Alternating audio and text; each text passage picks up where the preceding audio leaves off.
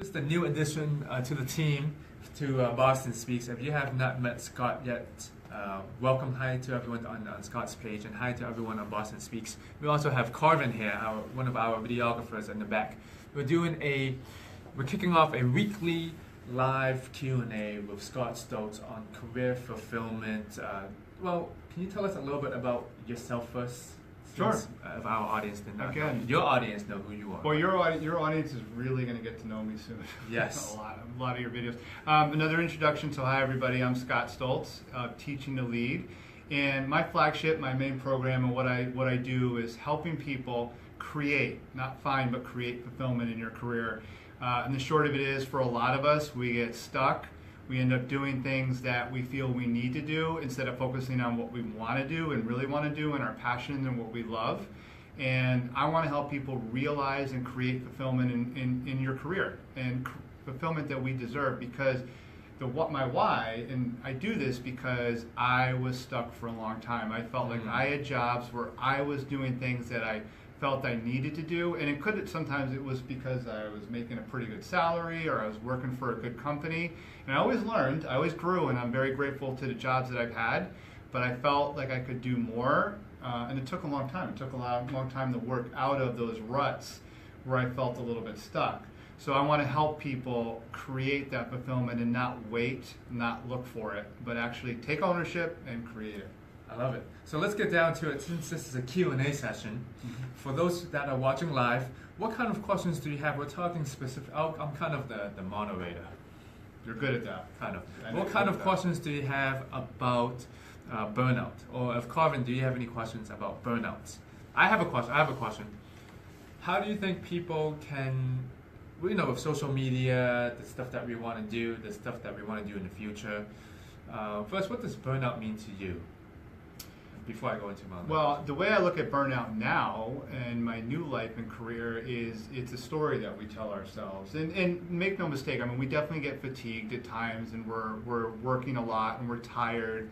We're putting in a lot of hours, but I came to learn, and I really believe that often that whole mentality or mindset of burnout and I'm fried, I'm exhausted, is a story we come to tell ourselves because it fits the narrative of I'm working a lot of hours, I'm doing the grind, and it just reconciles or justifies in our mind why we're doing things the way we are. Whether it's our own ambition or whether it's because we want to be seen at work as working a lot of hours, we're trying to impress a boss, that whole narrative fits the story we're telling ourselves. And I'm tired, I'm exhausted, I'm working too much, and there's reasons why, and we can get into this, there's reasons why we do it, and what I'd like to do is help people get out of that mindset and realize that we don't have to take that route. We don't have to take it. So burnout is this mindset that we set for ourselves, that we have to do this for the boss, or we're trying to impress the boss, or we're trying to do X, Y, and Z. Again, what questions do you have? Let us know about burnout. So, and the other thing is too, we're also doing it for ourselves. A lot of people are very driven, and we feel and we think that in order to keep up, and we're very emotional creatures. We like to feel good, and so a lot of us will feel good if we put in that much time. If we've worked a lot of hours, if we're connected to our phones 24/7, if we're on email all the time, including on vacations and holidays, it actually makes us feel good, like we're doing something of substance, and often we're really not. Sometimes we are. A lot of people have grinding jobs that need a lot of attention and time, but often it's just a story that we told ourselves in our head because we want to, in the end, we want to feel a little bit better. We want to feel better about my day. Hey, I worked 10 hours today. I worked through lunch. One thing I tell people and I share with people is that I used to make a point, and I didn't do this early in my career, but the last few years with CVS Health, I would make a point, no matter how busy I was, to go down to the cafeteria for 30 minutes, maybe sometimes 45, and eat and turn my brain off. And if I was with people, talk about other things other than work. We need, as human beings, we're not robots. We need that break. Our brain needs a refresh, even in the middle of the day. So things like going for a walk around the building, listening to music, taking a break, I don't care how busy you are really, really critical to get through those days. Because, again, do we really need to work 10 hours or through our lunch every single day. No, we do it to make ourselves feel better and to make ourselves feel like, hey, I'm doing this right. I'm keeping up. It's what everybody else wants to see. It's what my boss wants to see. And that's what leads to burnout. That's what leads to this mental story that we tell ourselves about being so burned out. Do you think it's the society?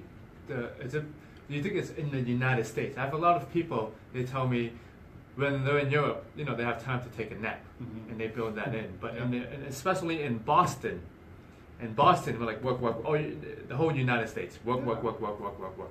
There's no question that our society and our culture enables and creates this, where a lot of it is about, how much do you work, and yeah, I'm doing the grind, and we feel like, it's internal and external. Internally, we want to go to a good school, we want to graduate, we want to get a good job with a good title, a big name company, so that we can share it with others. We want to have a good salary. And by the way, there's nothing wrong with any of this. It's all about how you respond to it and take it in. If you do all those things and you have a great job, that's awesome. But we don't want to take the narrative of I'm doing it because I have to, or because I want to, or because it's what looks good out there. We want to do it for the right reasons. We want to do it because this is what I really want to do with my time. This is the impact I want to make.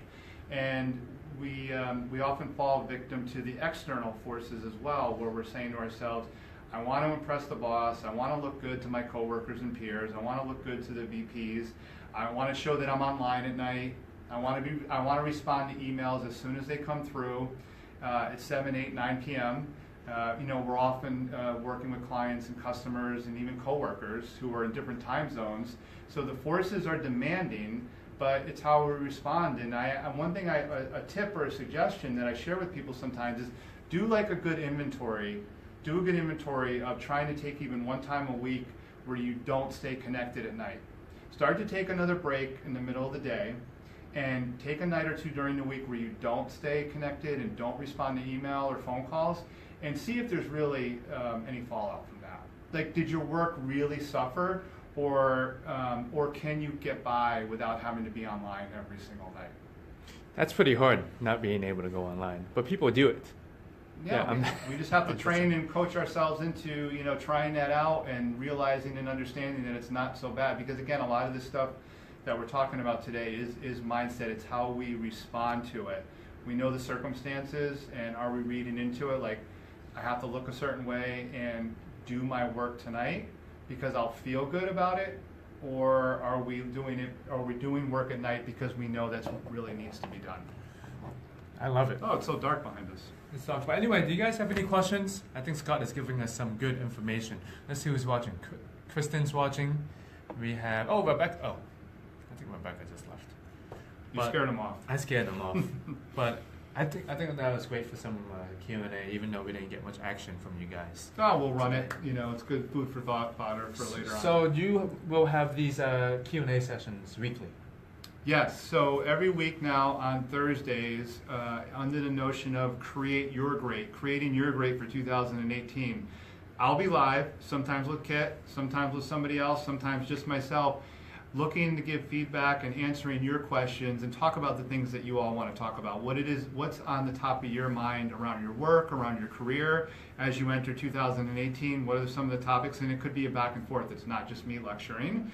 It could be, what's your input on certain things and scenarios at work, and what can we work through together? Every Thursday afternoon, we'll have more details coming soon, and hopefully we can get some good dialogue going. Cool. Thank you, Scott, for your time today and for answering my questions. We will see you all a little bit later. We'll see Carvin a little bit later, too. Bye, Carvin. Thanks, Kim. Bye, Scott. Let's see how many. Whoa.